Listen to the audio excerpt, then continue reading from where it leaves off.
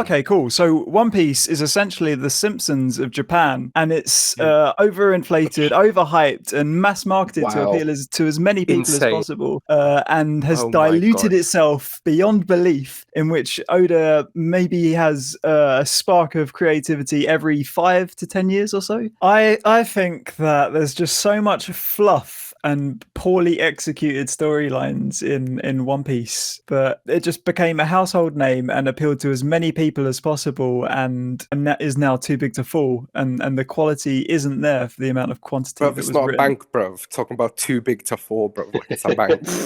One Piece is an entity, man, and it's just accepted to be. We fucking should be. There's one guy writing it, and it's just been one guy writing it the whole time.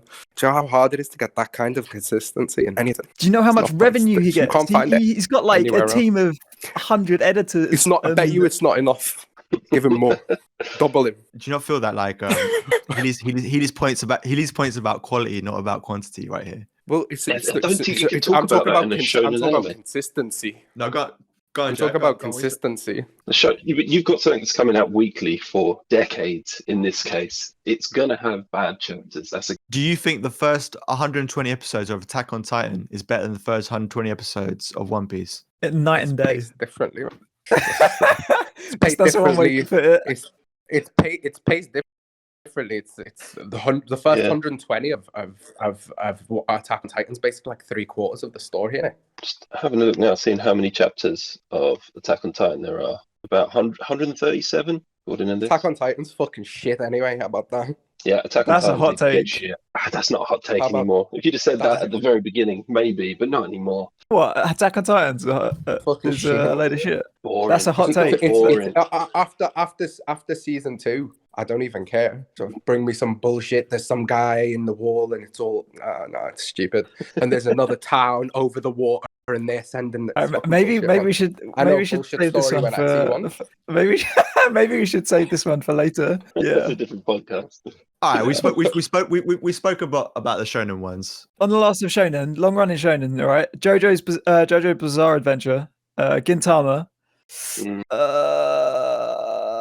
Yeah, both of those two kill One Piece. Yeah, but you got to They qualify don't these points. Why do you think they kill One Piece? You can't just say, imagine I don't know who you are. Like, why do you think these things kill One Piece? You know what I mean? Gintama in itself doesn't have any down arcs. It doesn't have like Davy backfight arcs where Luffy gets an afro and it's like watching. It's like only, reading. Right? No, that was manga as well, man. The second time was anime, and the first time was manga. It was a fucking filler arc in a manga. It was a joke. Who else? JoJo's Bizarre Adventure is an absolute killer of a manga, and again, there's no downtime. It's all action. It's all relevant. It's all driving the plot forward, instead of One Piece, which is just dancing around world building for the sake of expanding the universe, so that Oda hopefully has some way of writing himself out of a corner, which he always ends up doing at some point. That's I don't mad. think he's written himself into a corner. Something At all. that's written itself into the corner is the end of Naruto. That's what it looks like when you write yourself into a corner. What happens at the end of Naruto? What happens at the end of It's all Naruto? this fucking, and then they build me up Madara as the guy for like 750 Yeah. episodes, and then just show me so they can just show me at the 750 or whatever the fuck it is. Like, oh, he's just some guy who's getting played as well. It's fucking stupid. It's So- quite bait. I think Naruto is shit. But you seem to think that it's that One Piece is better than Naruto. Is that what you're trying to sell me on?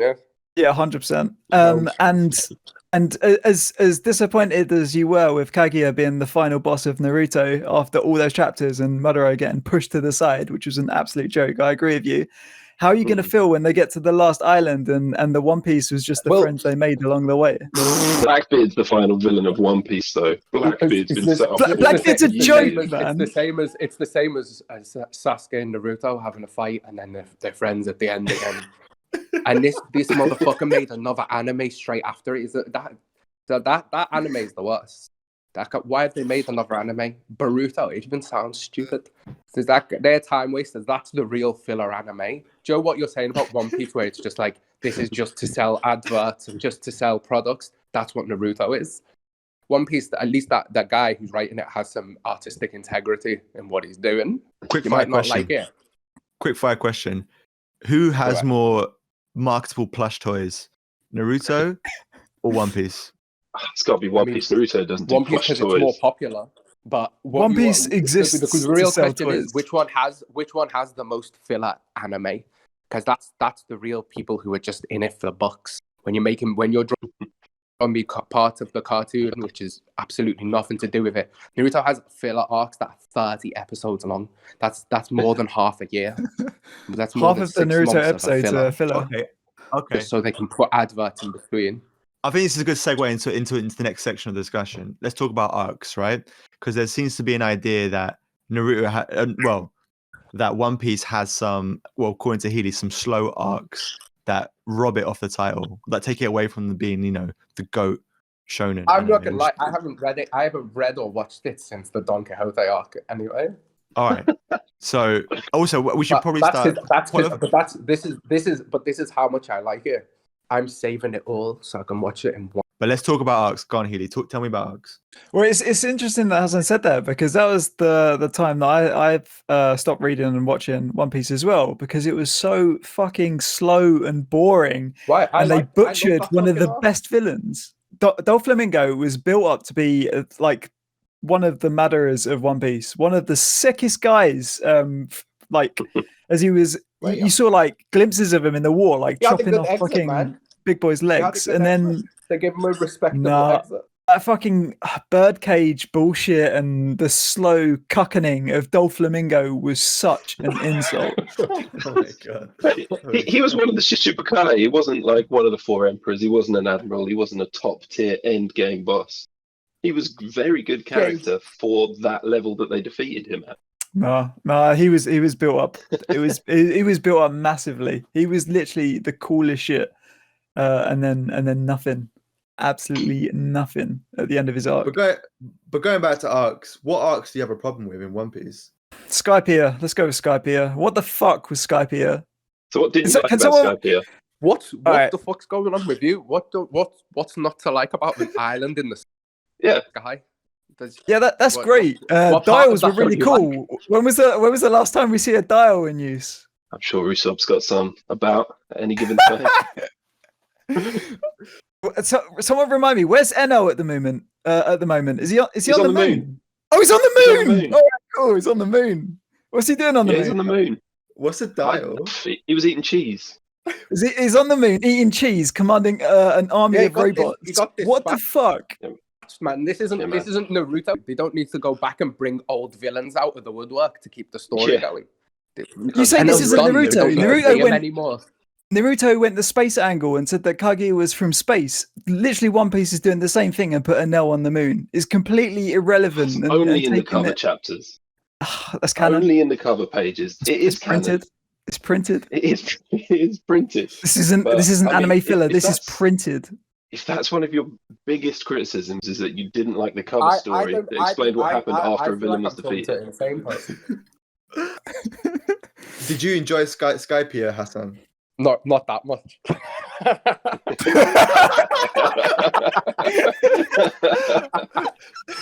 I'm not gonna lie. I didn't think it was fucking sick, but I saw that it had some merit to it. I didn't think it was the best arc of anything I've ever seen, but shit, mate, there's fucking 900 episodes of it. Some of them aren't gonna be amazing.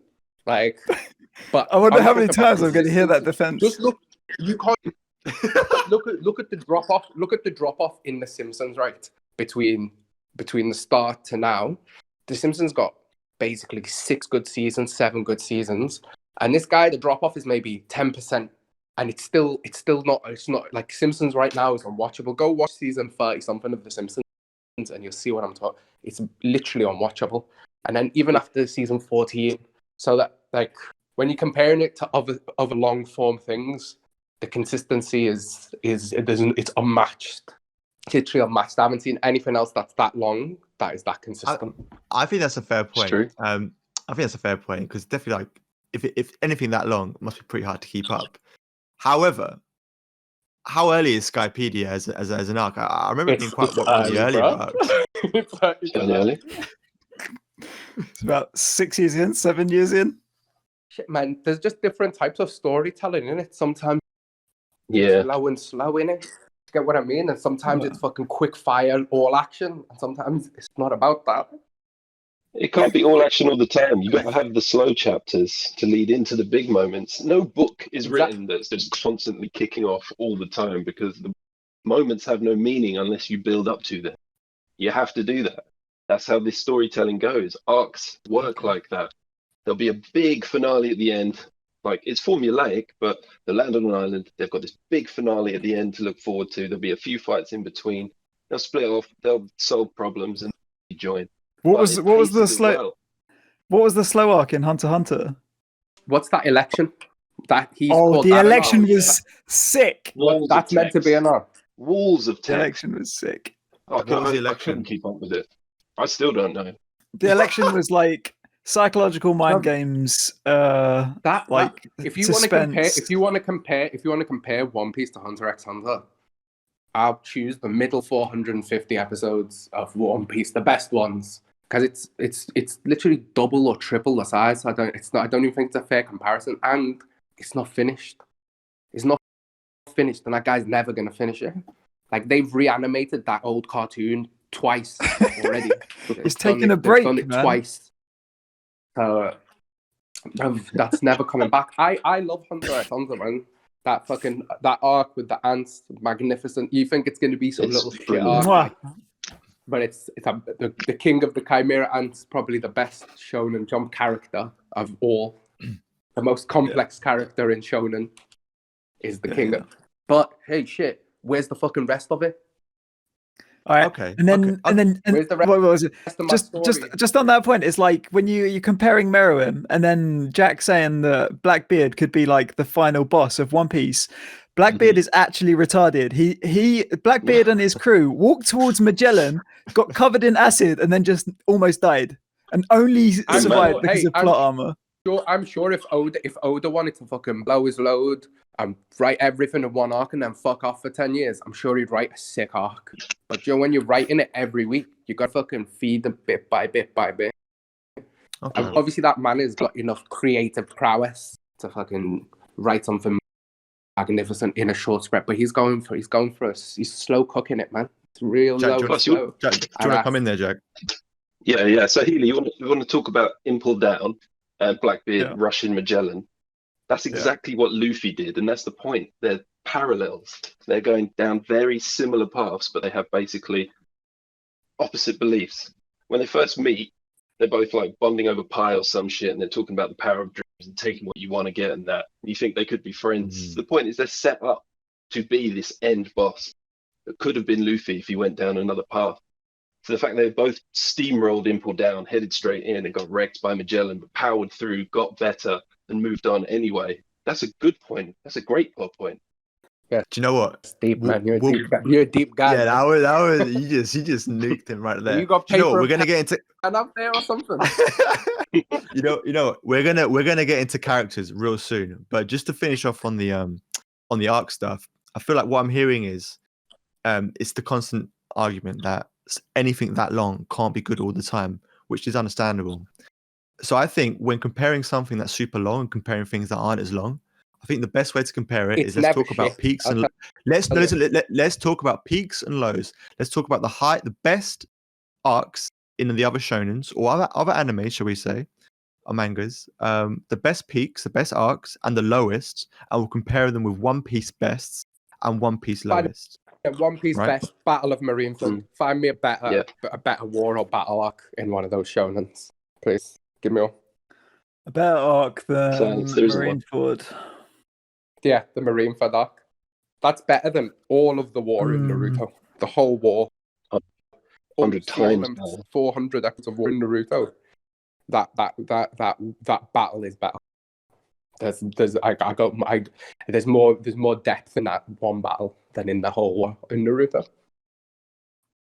Yeah, I'd say that Naruto's Marineford is probably the best Shonen Jump arc ever. Wow. All right. Okay. So let's talk about lows. Who has the most lows? Who has the most lows and who has the lowest of lows? Let's go. Is it Thriller Bark?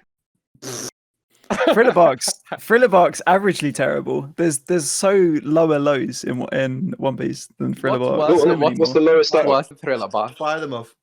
All right, okay. So Water 7 was sick, and the Deception, that storyline was killer, and then they had the One Piece crew member, the Straw Hat Zoro, aspiring to be the greatest swordsman in the world, taking on another swordsman who transformed into a giraffe and fought with his legs. Fucking. What's the problem? Where's the issue here? It's an absolute joke. Are you saying positive things? From what we saw of Zoro before this, right? Taking on Mihawk was the sickest thing, and losing graciously. You can only fight who's in front of you, man. You can only beat who's in front of him. Yeah, why is Oda putting Giraffeman in the hype parts of the main story? It's an absolute joke. That's not even. It was a joke. That's not it even was meant to be a joke. The anime. That's just setup, man. That's just some early setup, man. That's just the guy's very humorous. There's a Michael Jackson type character in like season in like episode 3. Honestly, man, that guy's world builder number 1. Just to clarify, because maybe someone who's listening hasn't watched this before, is my understanding Zoro is the greatest swordsman of all time, and there's an arc where he confronts another highly adept swordsman. No, not yet. Sorry, he confronts another swordsman, and that swordsman turns into a giraffe. This is life and death as well. Yeah, coming to the climax of the arc. Let's put it into actual context. Everyone who they battle throughout in that arc, each one of them has a devil fruit that's an animal. That's their whole shtick. So the fact that he's a giraffe isn't that off key when the other guy's a wolf, someone else is a rhino, someone else is something else. I don't think it's like that out of the question that this man would be a giraffe. So what other arcs, Healy? What other arcs weren't you feeling in One Piece? I've already said before Healy does that. Let me jump in on the giraffe thing. Go on, Jack. So he was given the devil fruit. I don't think he knew what it would turn him into. He just knew that he needed to get some power up. And Spandown was like, "Here's a fruit. Don't know what it'll do. Take it and see. It'll turn you into some sort of animal." And the whole thing is played for laughs because he doesn't have control over it, and he looks like an idiot. The whole thing is a joke, and Zoro is the straight man of the series, right? He's there for these jokes to play off of. That's why they were paired up together, not to test him as the best swordsman in the world. It was comedy. It was funny. It's a funny joke. Yeah, but when it like extends chapters and chapters, and it's at the peak moment where they're Luffy's developing his new powers, and like the betrayal of these CP whoever's nobodies that don't even know Haki, even though they're like part of the higher echelons of the Navy. Like, no. It's not cutting the mustard. I think the true crime of that arc is that he beats Rob Lucci. I don't think he's powerful enough to beat Rob Lucci at that point. I don't think he's got the requisite strength. I'd say that there's a much better criticism than I don't like the guy that turned into a giraffe. All right. For context as well, one of the other characters of that squad had the power of making her the external surface of her body extremely soapy, and that was her combat ability. It's a fucking joke. This is a combat. This is the first arc. And there's nothing wrong with that. This is a battle shonen. Normal fantasy power.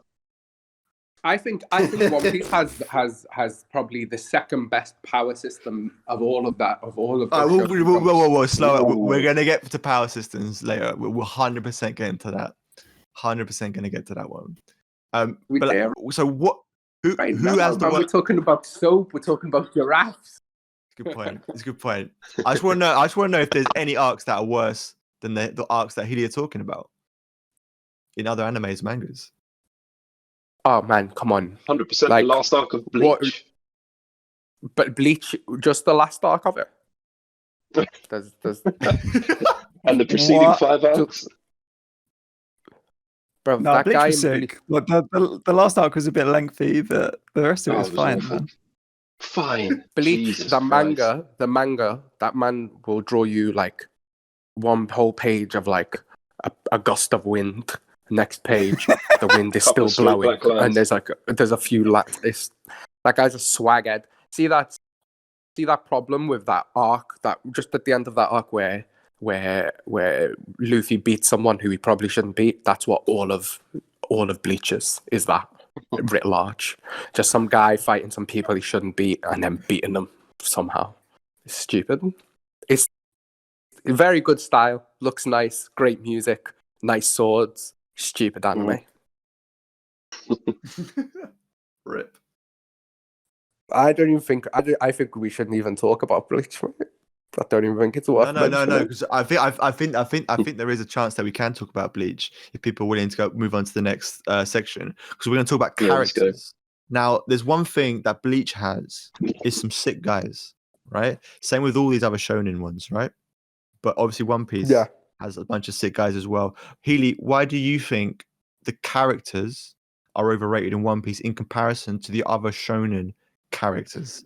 And I want to hear some examples. I want you to tell me why, and I want you, man, to dig into that. All right, I'll just go character, but I'll wait for Hang on, hold Hassan to on. come back. I think he's Yeah. dropped. All right, let's go like hang on. character. Hassan, wait, Yeah, just I'm wait to get. All right, we're going to No, go character. Go on. All right, Sanji, right? Second, what was he? Third in command, pretty much. Third strongest Straw Hat. Debatable. Regardless, he is an aspiring sex offender / rapist. Wow. Rapist. Let me extend. Aspiring. Let me expand on that point. Sanji used to be all about the all blue, like making the best food in the world. That was like the premise of his character and what made him like unique as a Straw Hat. And then we got to Thriller Bark. Episodes. What's that? I said you want him to be like that for 900 episodes. They've got to develop, man. They can change. Their fucking principles can change a bit. Their motivations can change a bit. Like they've got to develop it. Yeah, that's fine. It's the direction in which he's developing in. Because as soon as Thriller Bark started and he became aware of Absalom's clear through and invisibility, his entire motivation was invading girls showering and becoming a sex offender. And it's yeah. It's Consistent with his character though. Somewhat consistent. 10 years later, he gets the raid suit. 10 years later, he gets the raid suit in Whole Cake Island, essentially getting a stealth power up. He's now achieved his dreams of being a fully fledged stealthy sex offender. He's just there to grope girls without their consent. He's an awful human being and not fit for television. Is he looking That's not Odin's touching, son. or is he looking and touching? I mean, one doesn't excuse. They're not mutually exclusive, and one doesn't excuse the other. The absence of the other. Can someone timestamp this part so I can come back? There's a difference between a fucking peeping Tom, yeah, and a touching Tom. That's two different things. Go ask the lawyer, bro. Like touching Tom. That's two different things. I'm gonna have to get the chapters up and go over that. Okay. So One Piece has. Let me jump in here and say, Chainsaw Man is one of Healy's favorite current manga. Okay. And the first half of that anime and of manga is his goal is to touch breasts. That's it. Yes. Everything he does is to get that goal achieved, and he's the main character. Sick man. Like Luffy has dreams and goals. Chainsaw Man, that's all he wants to do. How can you criticize Sanji for doing the same thing, the Chainsaw Man? Nah. Fair question. It's a fair question, man. Come on. Chainsaw Man wants to consensual with consent touch a woman's breasts. Sanji wants to use the power of invisibility to invade a woman's privacy and grope her. There is a distinct difference there. All right, maybe that's fair. I need to read more Chainsaw Man, see if he gains the power of consent. This guy manufacturing consent there. But okay, so Sanji, you're saying terrible character. Yeah. All right, Chopper. You're reducing that down to one thing though with Sanji as well. Sanji's a lot more than that. Although Sanji is played off as a joke a lot more than I'd like him. Yeah, he's literally just hitting on women, running away from transsexuals. He's not talking about making like the best food ever and going to the All Blue anymore. He talks about food a lot in Whole Cake Island. I mean, Blue's in the name of the arc. There's a big part about him cooking. Luffy refuses to eat until he can eat Sanji's food. He'd rather die than go one day without eating Sanji's cooking again. It's a whole big part of it. Yeah, but it's not about his dream and chasing his dream. It's not his dream and chasing a dream, though, is it? It's more like I'm cooking for the sake of cooking. It's not for the sake of he loves cooking. Yeah. Anyway, moving on. Chopper. All right, Chopper was sick. When Chopper was using his monster point and going proper Aggie and just turning into an absolute like abomination, he was genuinely terrifying and was at that point whether might have been the strongest Straw Hat before like Gear Second or whatever else. What can Chopper do now? Sell plush toys. That's literally it. He is a fucking cat. He's just there to print money. He has like 7 different forms now that are all completely ineffective and are just so that they can market different toys. Hang on. Look, I'm not an expert on the shonen animes, but like, doesn't every single one have some sort of like, I don't want to say comic relief character, but some sort of like mascot character whose pure function is to like, his pure function is to sell plush toys. But he was at one point like the strongest Straw Hat. Sure. That's never ever been true. Yeah, his monster point was put him definitely.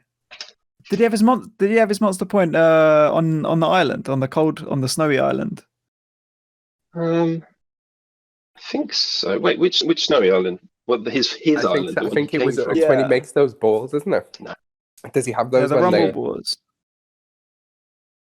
Yeah, because Dr. Kuroha tells him off for using them because he turned into a monster. So at that point, he was ridiculously strong. But then, at that point, that must have been before Whiskey Peak and stuff, and Zoro couldn't even cut steel at that point. He was a fucking, I don't know, sword man in training. He was weak.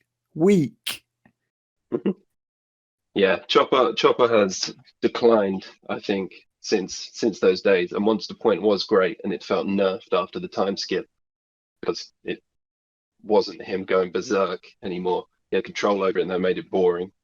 And they still try and do some of his doctor stuff, like he's doing some stuff around that in the current arc, and they always talk about it in most arcs. I think Punk Hazard, when they find those weird kids that have been experimented on, there's a lot about Chopper figuring out what's going on with them.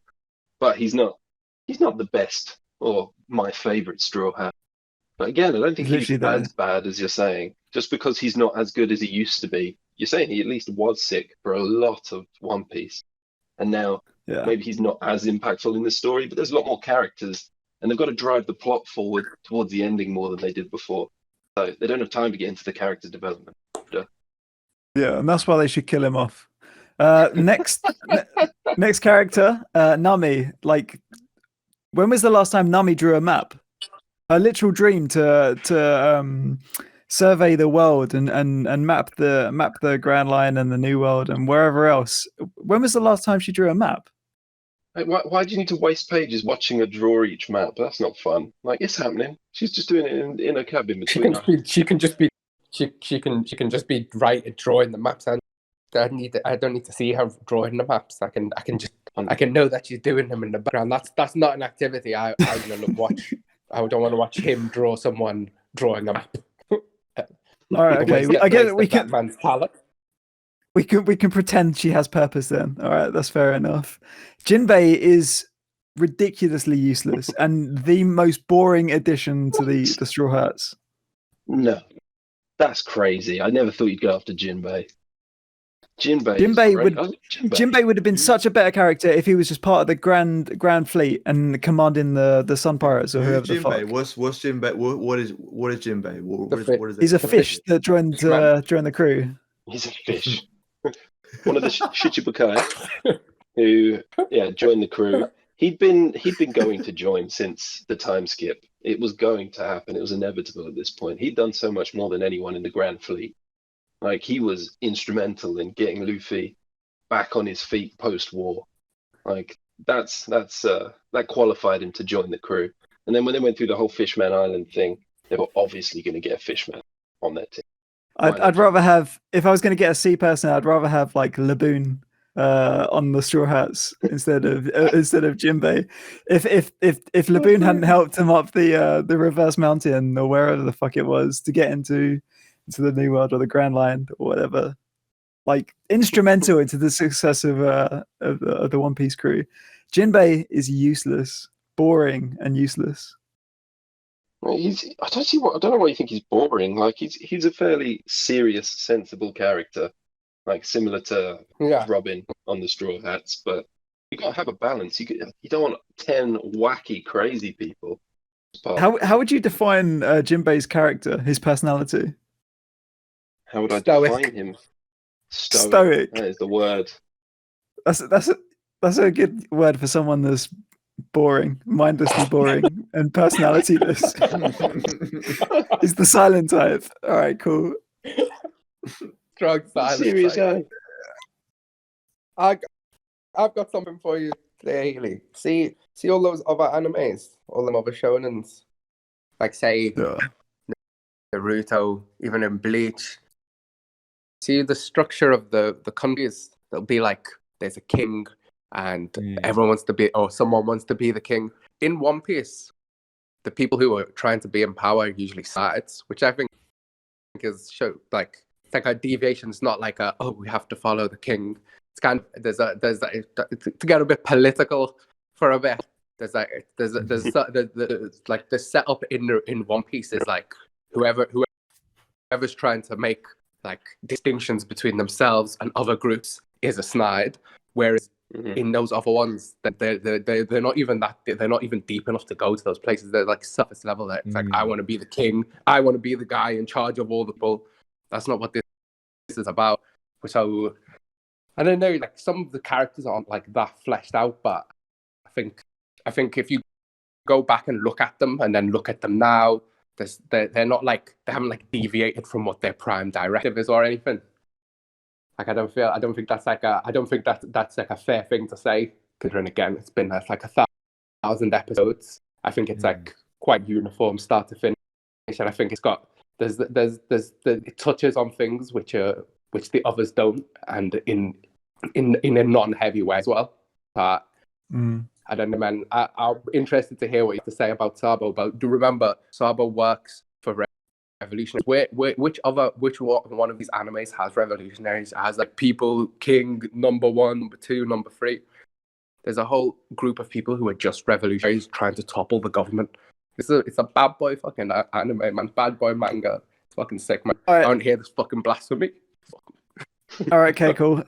The Revolutionaries, Dragon. I'll continue what I was saying about Sabo. Useless, like completely contrived. He just nullified all of the emotional content from Ace being killed. Like it was a 1-for-1 replacement. It was a joke that he got the fire fruit afterwards. And why kill Sabo? Why kill Ace and then introduce afterwards? Retcon in that Luffy had another brother. Ridiculous. And then expanding from that and talking about the Revolutionaries as a whole. What is the point of the Revolutionaries? The One Piece world could exist with the conflict between the Yonko, General Pirates. There's political nuance to it, man. It's deeper than just the balance of power between those 3 factions. There's also overarching power. It's like the real world, man. There's a bunch of people in charge who want things to be a certain way, and then there's a bunch of people who are like, nah, this is a bit snide, and the way you're doing it's a bit snide. Like I don't see where in like the other ones where they're even approaching on touching something like with the political nuance of that to set up something with like a balance of power in that where everyone's trying to either maintain or disrupt the status quo. Like it doesn't have to be like overarching in your face, but that's a big part of the story of why the world is how it is in One Piece. It's because of the government.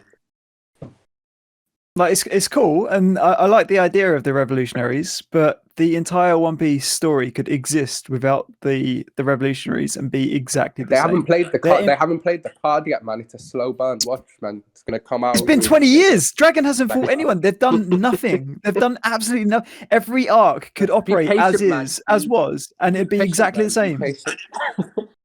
So I mean, and they might as well be on the moon with an army of space, like invading other like planets and coming to fight for the Yonko for the fucking One Piece in the last chapter. It'd be exactly the same. No way. I think no way. If this was a think shit anime, you'd have something like that, and you play your trump card straight away. You blow your load. You play it too quick. The fact that this guy's set you up a fucking character and a group of characters, and he hasn't fucking pulled the trigger on it for 20 years. Trying to show you about the artistic integrity. Could have just done it anytime there was a lull. I'll just drop them in here. I'll just use it right now. But he still hasn't done that because obviously he's got it in his mind. He knows when he's going to drop it in, and he's waiting to pull the trigger. Watch, man. Do you think the character's going to be there for 20 years and it's not going to have like some massive thing to do with whatever the fuck's going to happen? Like, obviously you are correct. They are going to go to the last island, and it was we should all be this. We should all be friends and whatnot. But that's not good. If you watch it at the end of it and that's the end of it, and you think that's what the point of it is, then you haven't watched 1,000 episodes of it correctly, because that's not the point of it.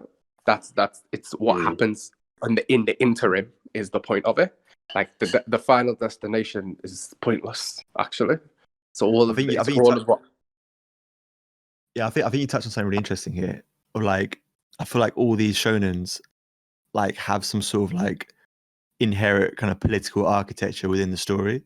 So like if you look at Naruto, it's got the whole, I don't know what they call, like the nine tails, all that kind of stuff. It's almost like it's like a nuclear weapon kind of equivalent. It's all about the balance of powers, and they're dispersed onto the other villages, like also states kind of thing. And it's about like at one point it was balanced because everyone had one, and everyone could wipe each other out. Sorry, which shonen do you believe has the more nuanced and kind of like, don't say entertaining, but like the most kind of like enthralling, or kind of, I don't know, like more engaging political storyline? If that's something, that's an element that you enjoy. Definitely, 100%. There's no even a doubt. Like Naruto, what is there even beyond there's the states, right? There's the countries. There's each one has a ninja village, and they've got the tail beast. What even exists? That's the whole world of Naruto. That's it. That's the world. All of it. There isn't even. That's the whole fucking world. There isn't even another place that they go. It's just. It's Naruto's. Oh, we're talking about it. Obviously, a lot of it's sick. Even the first 50, 60 episodes of Shippuden, good. But it's actually swag. The more I think about it, it's not. That's good anime for kids, man. And do you know, you're saying about, they killed Saba. Why did they kill? They like spent the currency of killing Ace, and then they brought Sabo back to life. Why would they shoot me a scene of Kakashi getting killed and the whole bare people getting killed in town, and then bring everyone back to life? That is stupid. That's really stupid. All right. We're going to finish the characters up now and then move on to that power structure. But in terms of the last one for characters, because we haven't really spoke about other characters or groups, gangs, crews that we liked from other shonen. We've already kind of just spoken about the ones Healy hates from One Piece. But like, why Healy is basically saying like, do you feel like, I don't know, the lieutenants are more compelling in Bleach? Do you feel like the Atasazuki, whatever they're called in Naruto, are more interesting villains than in One Piece? Like, I want to get some comparisons going here. You know what I mean? What was the question? Sorry. we're talking about characters. So like Healy was making the point that Naruto has the more overrated characters in comparison with the other shonen animes. But I want to know what shonen animes have, I don't know, better villains, better crews, better protagonists, that kind of stuff. If they do, if you have that opinion. I mean, is what's it called? Is Full Metal Alchemist shonen, but it's quite short, isn't it? It's a big one. Just bring in. Well, if we're bringing that in, then that I think that if that's part of the debate, then that's I think that's probably the best one. But I don't think it counts, man. It's like 120 episodes. Like obviously, honestly, like I have eyes on it. Like Hunter x Hunter. If you compare the best bits of that to the best, it is probably the best one, but it's not finished. It's not even anywhere near finished. It's not even like a quarter of the way done. So it's not. You can't even be compared to this fucking 1,000 episodes. Okay. I think One Piece has good bad guys. I think One Piece has good bad guys. I think there's layers to it. There's different bad guys because you've got the Marines, and within the Marines, you've got a whole range of different people, all fighting for different reasons, but all in opposition to Luffy. So you've got people. They're not like one-dimensional.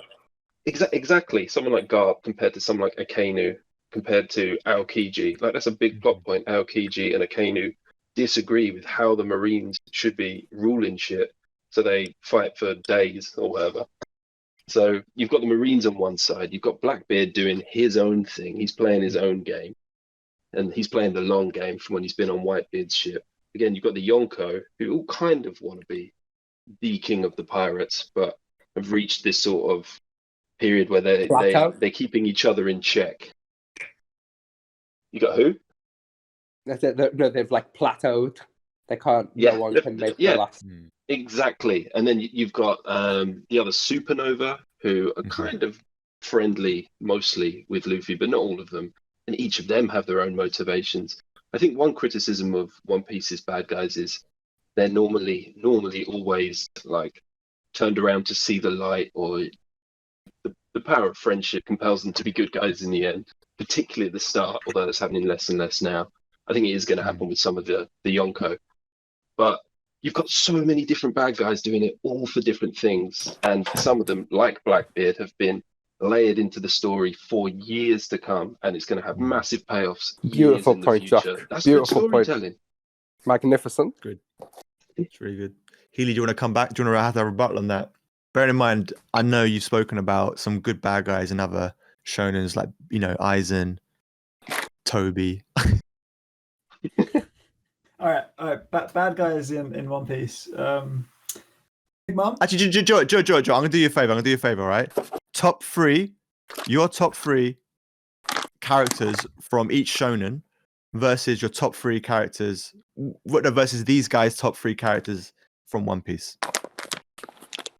And you can include bad guys, good guys, whatever. Your top three characters. So you could do like, I don't know, Aizen and whatever compared to Blackbeard, all that kind of. You go with it. Okay, my top three guys, and it could be like what, protagonists or antagonists. Yeah, from a shonen that isn't One Piece, and we'll pit them against these guys' top three, and then we'll do worst three. Light Yagami from Death Note, Judge, Jury, and Executioner,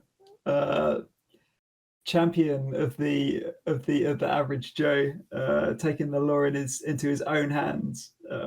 As if he's an average Joe. To cleanse the call him average of the world. Come on, keep going. Okay, number two is, or I could pick. I would say Meruem from Hunter x Hunter, Chimera Ant arc.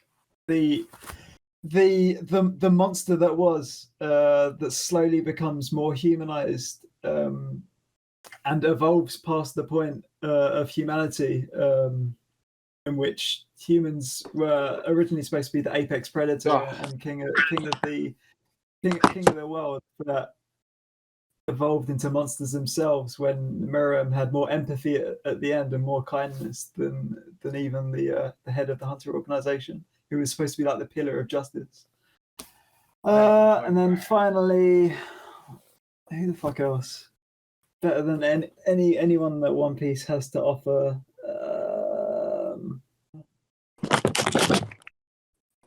Eren from Attack on Titan. Let's go with that. Come on.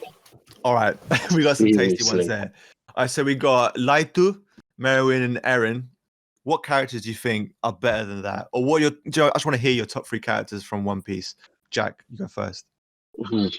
Top 3 is tough. Let me think of who's just maybe not the top 3, but a good 3. Yeah. All good. So fairly straightforward character, but Zoro, one of my favorites.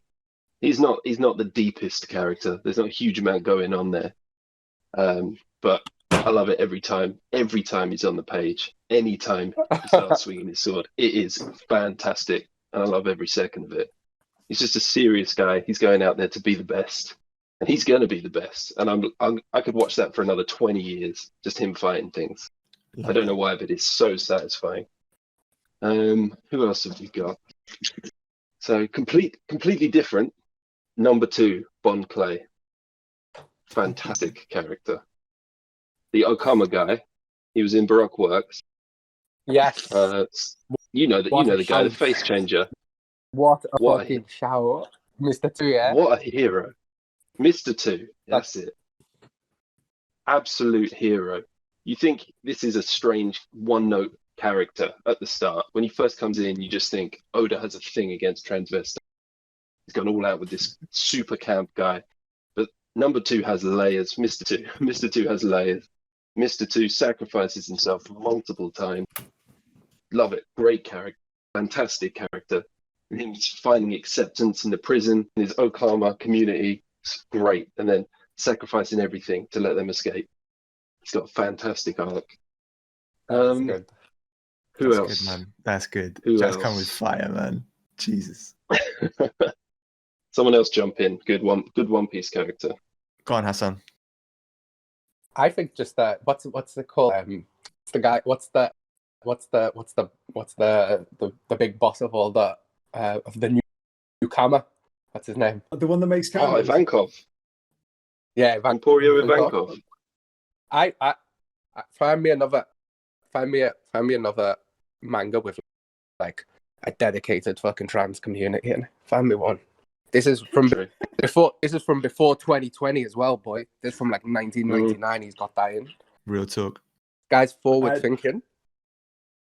The best thing that Oda did with Bon Clay was imprison him. The second best thing they did was kill him off. Jesus. Yikes. Yikes. Wow. Timestamp that. Yeah, timestamp that one. All right, so let's move on to power structure. All right, because someone's already mentioned it before. I think it was Hassan.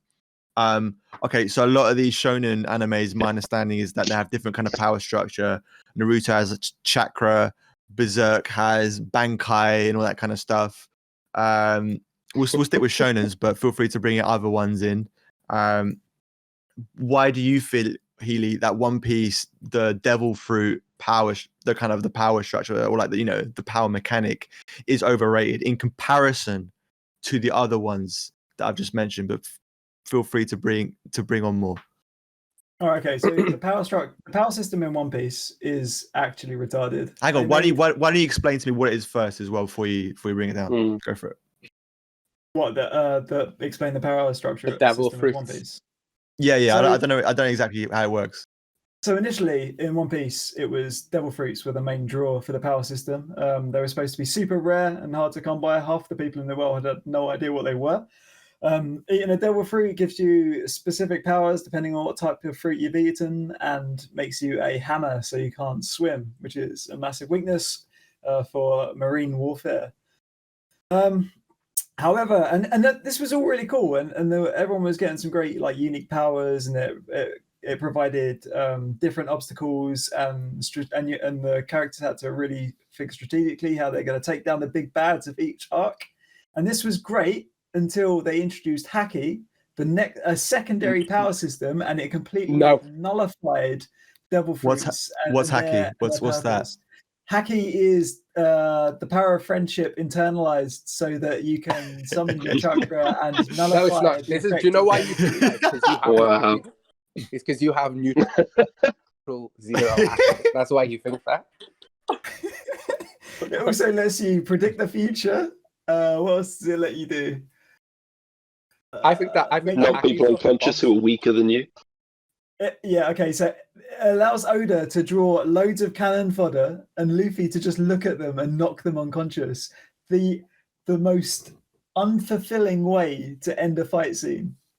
Man, that's not unfulfilling. That's great because he knocks out the trash. You can focus on the high tier.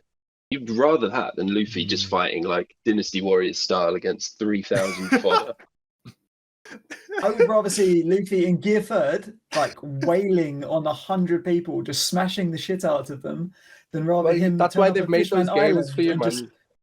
You can play one of those games where you just run around. It's You can do that.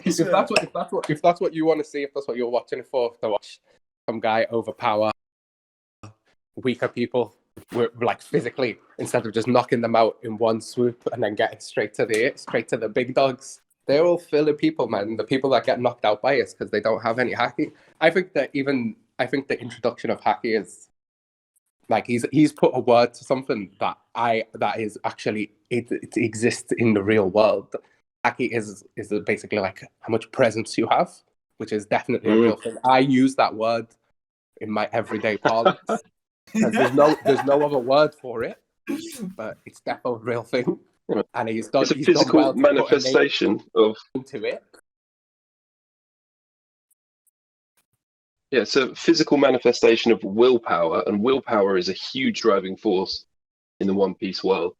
Like having the will to keep going, the will to keep pushing forward. That's like a traditional shonen, like hero character trait, but it's massive in the world of One Piece. So haki was a way that you could add that into the story. Also, I think it needed something to balance out the way the devil fruits worked, in that if you just had an OP devil fruit power, you won GG, and you didn't really have a chance to compete. And it made no sense that people like Garp were able to fight in these massive wars, even though I think, as far as we know, he doesn't have a devil fruit power.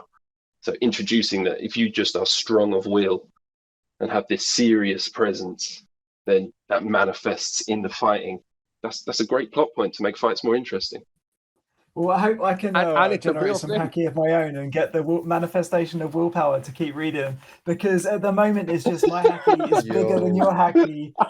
Like it's like fucking, Dragon Ball Z when they have the beam battle, the beam struggles, and it's just I want to win this fight more than you do. I win. The power of friendship. That's all it is, man. Ely, what power mechanic is better in other shonen? Either JoJo's Bizarre Adventure is all strategy, or Hunter x Hunter, and it's all imagination. All strategy. And Hunter x Hunter. Well, it is it doesn't matter who. Yeah, a battle of Nen, which is essentially the battle of their power system, isn't a battle of who has the most power or like the biggest potential for power. It's who uses their power in the most creative way at the height of battle, at peak intensity, when all the cards are on the line. How did Garten beat Pitu that in maybe the most climactic fight of Hunter x Hunter? How did he do that? He sacrificed his entire potential and livelihood and turned himself into a corpse. So that wasn't written in the rules at all. He just used his will to win to manifest the power of his entire future haki. in one go. No. He used his haki. That's all it was. He used haki. They established rules and restriction in which you can intensify your power by submitting or like giving up. To be honest, I think all the power systems are they're quite similar. There's I think as you said, the creativities and how they get executed and how they get used. Like say in Bleach, like compare Bleach to say One Piece, the main character in Bleach has the best moves, whereas in One Piece he doesn't have the best devils. Luffy doesn't have the best devils fruit. He just has some bog standard devils fruit. Mm-hmm. And it's the way he uses it is what makes it good. and it doesn't necessarily have to be the best one. So I think it's like when you talk about like the strategy, say in Hunter x Hunter, the way they use, I think it's also present in One Piece, but it's just manifested differently. It's there. That kind of structure's there. It's just like more aimed towards children or possibly the lower IQ demographic. Wow. Watchers. What? You know, this is aimed at teenagers, right? It's a shonen jump manga. It's not aimed at people that are in their 30s. Like, it is aimed at teenagers. I wasn't aware of it. And there's nothing wrong with that. Like, a Pixar film can still be a great film for adults, even if it's aimed at kids. That's just good, right? And that's what One Piece does. That's why it's got more people reading it than any other, because the target audience is so wide, it's so broad. It might not, be everything you want it to be as a manga, but it appeals to more people than any other in the world ever. And that's the problem. For longer, and still till now, to this day, GG.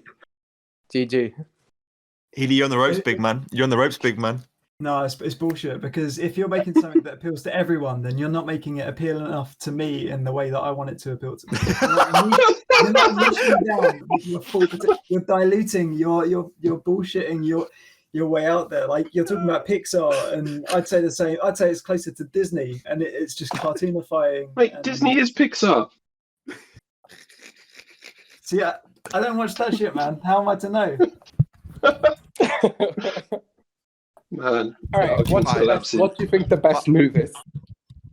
Best move in the shonen? Okay. The best move in a shonen. The best move in a shonen. That could be a whole topic for another podcast. Yeah, I think so. But hang on, does it belong in One Piece? Basically, that's a big question. Or the best moves? Because I don't think it does. All right, I'm gonna dip my toes. All right, because I haven't watched that much, but I've watched some shonens where the brother's sword makes everyone believe in what he's saying. That's pretty fucking crazy. There's fucking Naruto where the guy looks at someone, he warps into another dimension. That's fucking nuts, right?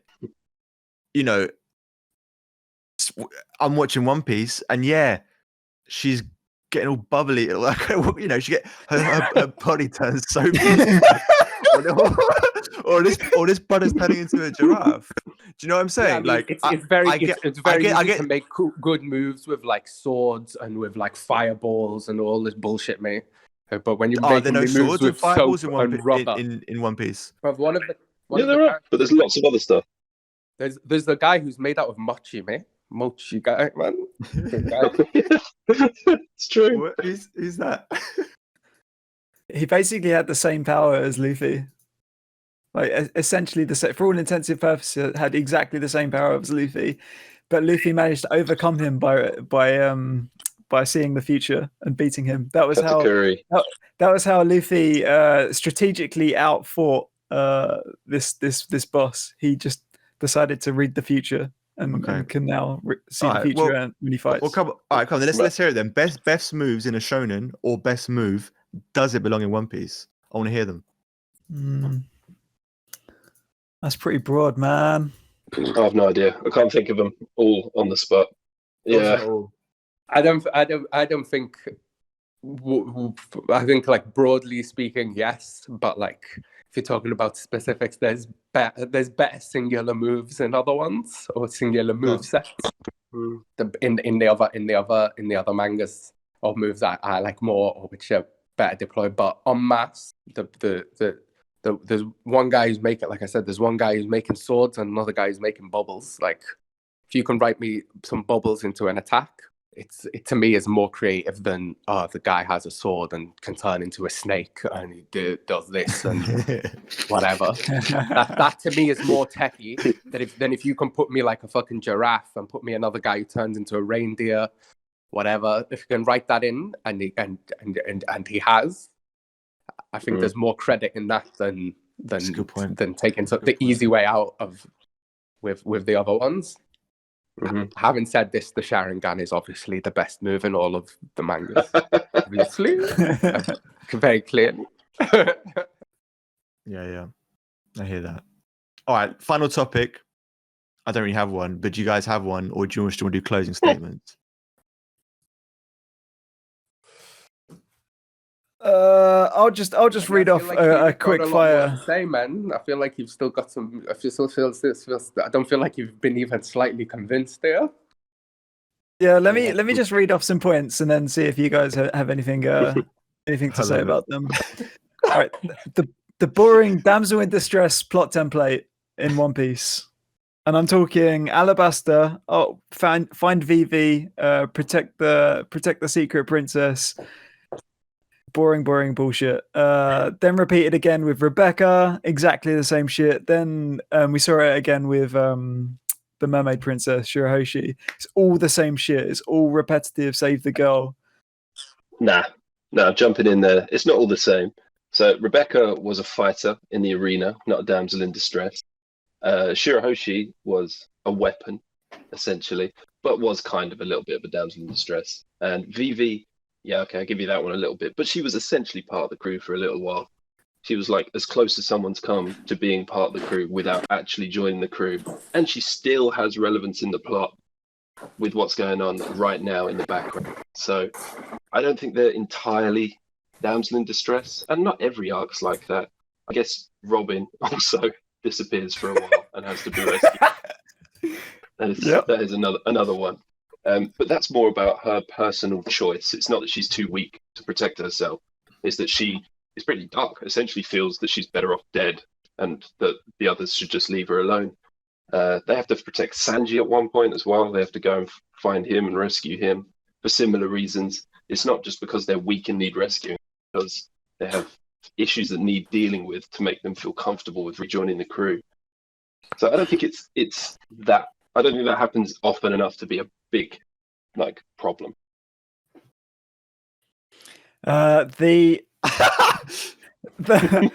Come on. I'm just going to interject right. This is it, man. If you don't do your homework, you're going to get murked off by Jack Dennis. But Jack's using words like Rebecca was a fighter, Princess Shirahoshi was a weapon. They aren't. Where are they on the power scale? Where are they on the tier list? They ain't going to be fighting in the front lines in the final chapters. They are worthless. You mad? Shirahoshi is top tier. Shirahoshi Sea Kings are nothing. Well, I can't believe what I'm hearing. She's one of the ancient weapons. It's just a major plot point that will come back into. Sea Kings are actually useless these days.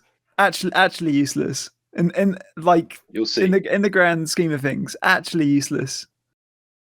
The only time in 10 years and tell me that. The only time that a Sea King has been remotely scary is when one bit off Shanks' arm.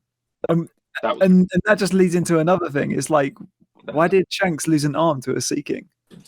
Yeah, that never should have happened.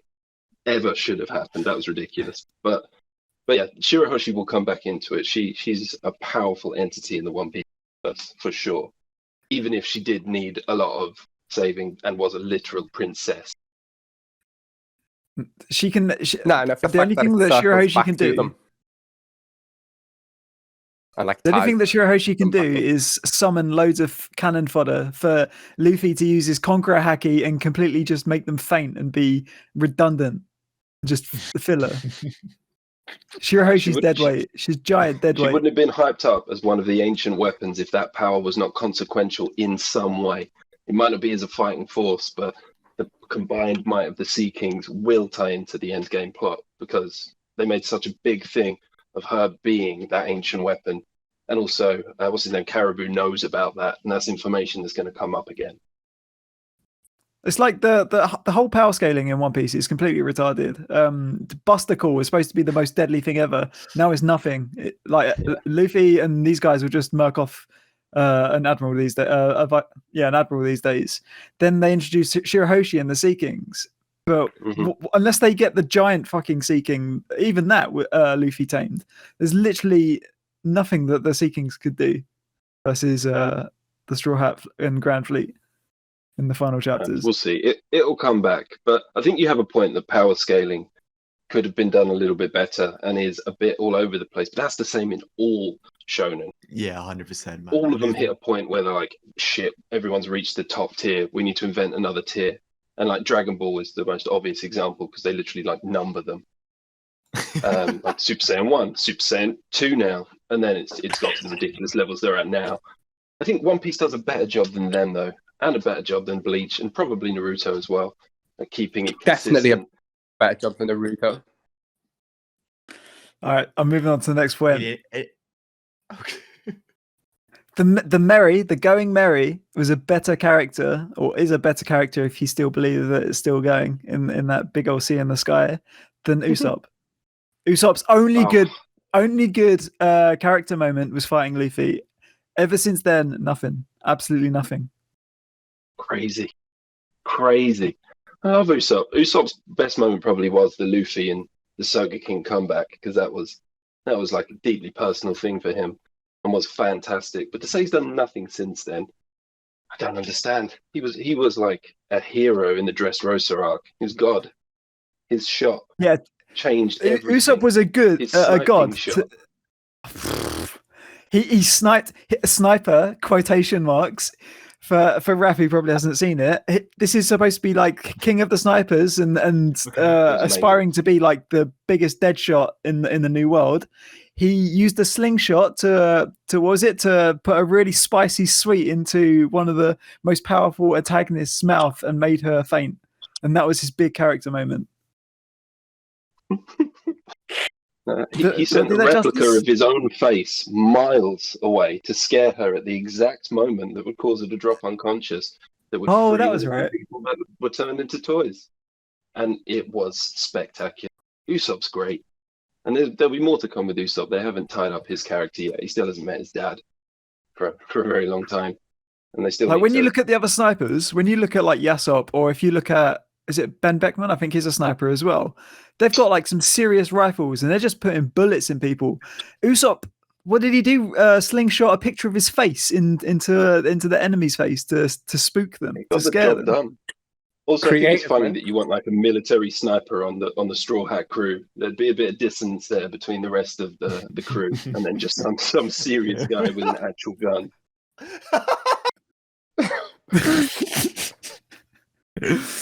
Okay.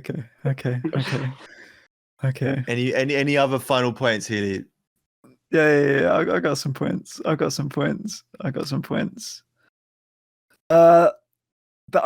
only good plot threads since the war was the Roger Whitebeard flashbacks and the Odin storyline, and that's like 12 years of chapters.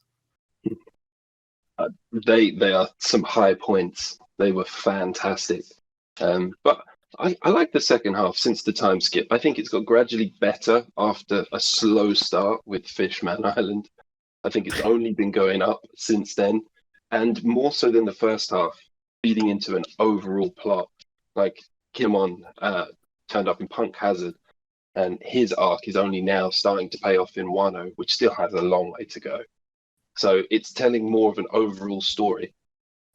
You're finding out about Caesar, and he's supplying Kaido through Don Flamingo, who's this broker, and they're making their way slowly to Kaido, to the Yonko in Wano, which has been an incredible.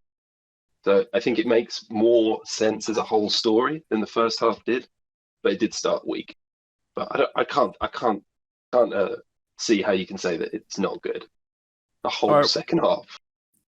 Do you remember Pell in Alabasta, the Falcon Birdman? Devil Fruit user. I'll give you Pell. Pell was awful. Do you remember when Pell flew into the sky with that bomb? That was awful.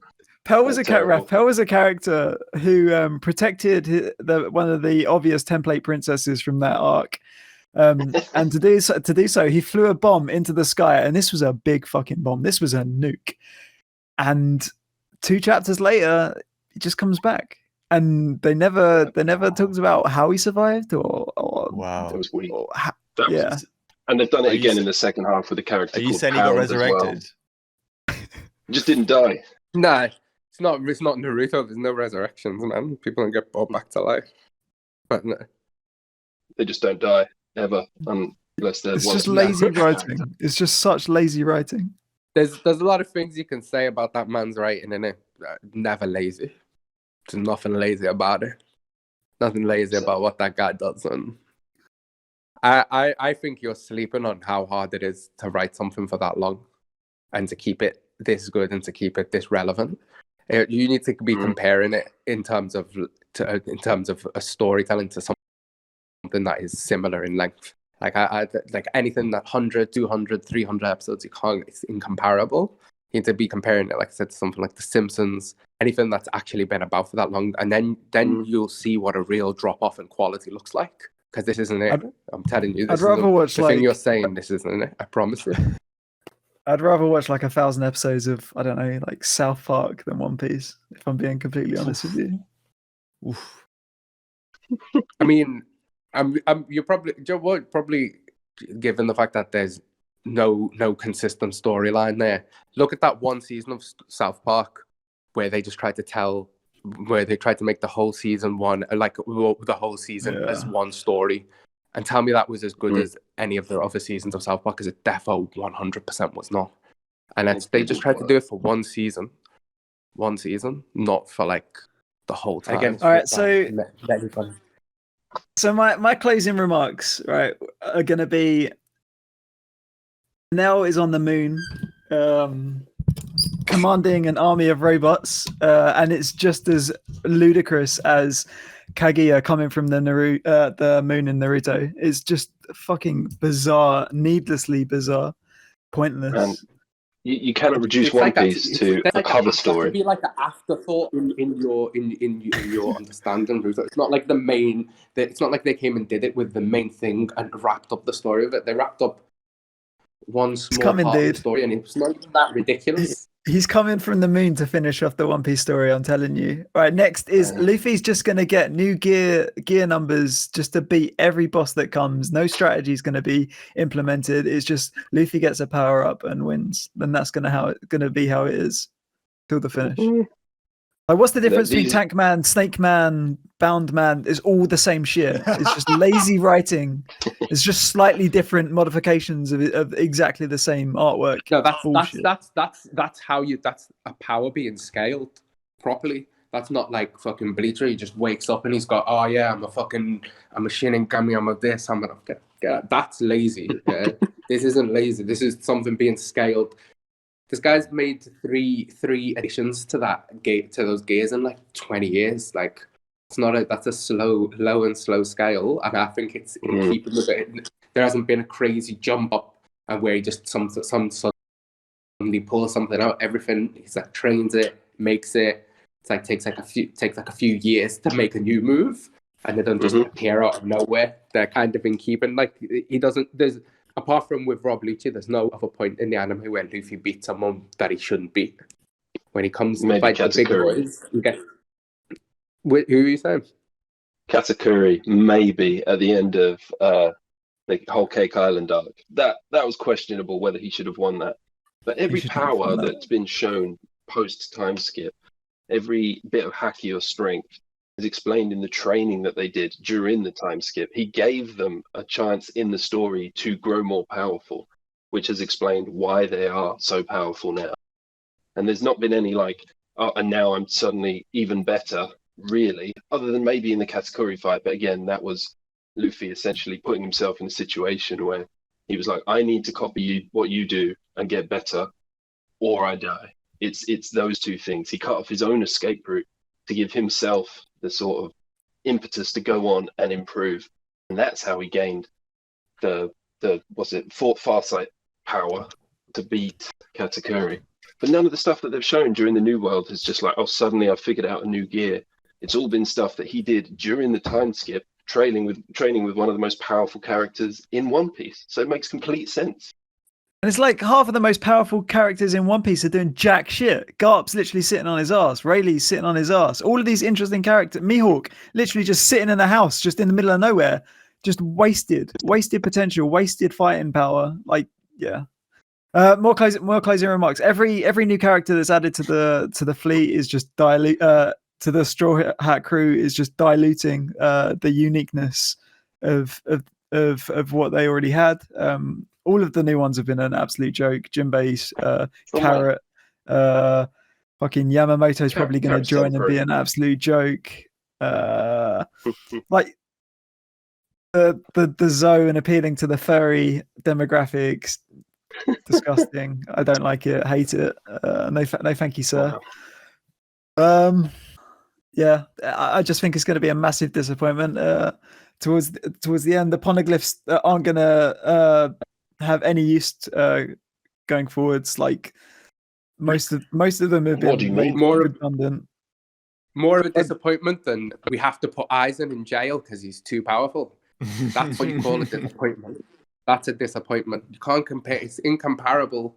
This guy's like circling back to things that are happening in like the first 20 episodes of the manga are being circled back to now until now.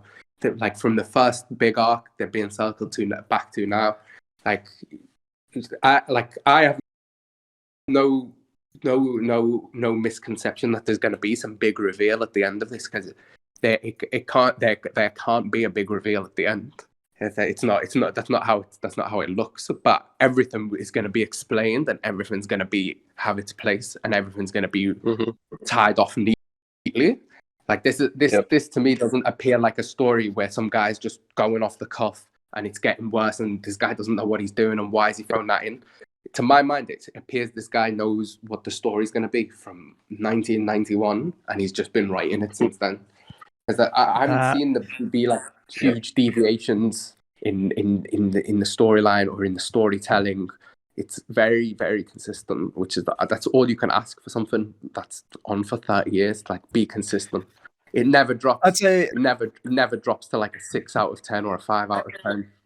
Or anything like that. I'd say it's the opposite, man, and it just goes week to week with Oda's team of ghostwriters. It's like doing research of what the highest trending revenue stream is at that point, and then milking the One Piece cash cow for as much as they can.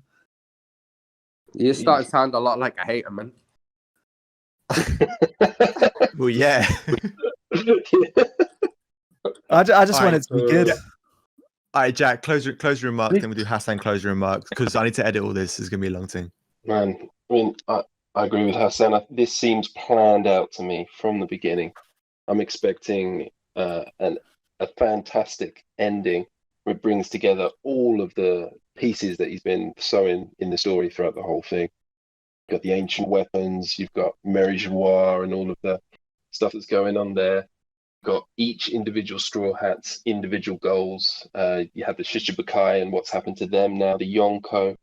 Everything's going to tie back. Everything's going to work out. It's going to, I rarely read an episode of One Piece and think that was terrible. Usually I just think, I wish there was more. I wish I could read the next chapter straight away. And and I've been reading it for like a decade now. And for me, that's the sign of an excellent manga. It might not be my all-time favorite anime or my all-time favorite sort of manga, but it's right up there, and I think it is the best shonen. Fully deserves its place at the top of shonen bestsellers. 100%. Holy fuck! Yeah, man, I can't wait for it to all come together, and some of the OGs to come back from Skypiea, like Ganfal and Conis and Calgara and Raki and characters and expect them to come back. Would you want them to come back? And you know what? If they do come back, it'll be with a purpose. It'll be with a purpose, right? Give them like fucking chapters of screen time, and then nothing, worthless, nobody's. No, barely any in the grand scheme of things. Again, look at the Yonko and how they've been seeded throughout the story. All of the supernova and the various routes they've taken through the New World. They've got to double back to the Reverie and tell us what's going on there. There's a lot that's not known. There's 100 years of history that the government wiped off, that no one knows what's going on there. That'll all be revealed. And then Laugh Tale and what's on that final island. I think it might be disappointing if you're waiting for this one big reveal on the final island. If you think that it's going to be the world's sickest treasure there, it's not going to be. It's almost definitely going to be the journey was the thing that mattered, not the destination. We can just sew that up right now. Of course, that's fine. It's been a great journey. I'm more than happy for that. It doesn't need to have Jack, some sick Jack, thing do in you the think treasure chest at the end to yeah. Jack, do you think any more characters are going to have amnesia arcs where they lose their memory, or maybe like wake up and it was all just a dream, or was that just Big Mom? I'm done. Wow. All just a dream. Hassan, closing remarks. I think Jack's pretty much hit the nail on the head there. The only thing I would add is that I think if you read it instead of reading it and expecting and then reading it from under the lens of it being like a manga where there's got to be a big reveal and there's got to be this, whereas I think if you more viewed as something like the Odyssey, like that's the level of what this guy's written. It's something like that. That's something that like a huge fucking big fat fucking 20-year story. So I think once you, I think it needs to be viewed under that lens because it's closer as a work of creative writing. It's closer to the Odyssey by Homer than it is to Naruto, and I'll tell you that's a fact. That's a my word. That's a fact. Love that. Real quickly, you've got 2 minutes, Carlos. What do you think of One Piece? 2 minutes. Ready? Go. So One Piece. Well, for me, it's kind of a mix between what I was listening to Hassan right now say of an Odyssey, but at the same time, it kind of feels like a procedural. So where it's kind of like a linear, like things are going on, but it's not really like you don't really care about the ending or where the story is going into itself. You're just enjoying the travel through it, and the character growth of everybody around Luffy, because Luffy's pretty straight. I don't think he grows his powers, but I don't think he grows as much as a character as everybody else around him. Just his bigness intensifies throughout it. That's my one line. I love that. That was a banger. Thank you so much. Beautiful. Nice. Cool, guys. I think some excellent points have been made. I feel like I've been convinced by some powerful discourses being spilled out there by Team Pro One Piece. But then again, I think Healy makes a good point, which can be summed up with a broken clock is right twice a day. And when you do have a million years to write stuff, every now and then it's going to bang, and every now and then it's not going to bang, right? And but anyway, I think that was a banging podcast for the first session. So I think I'm going to go watch One Piece.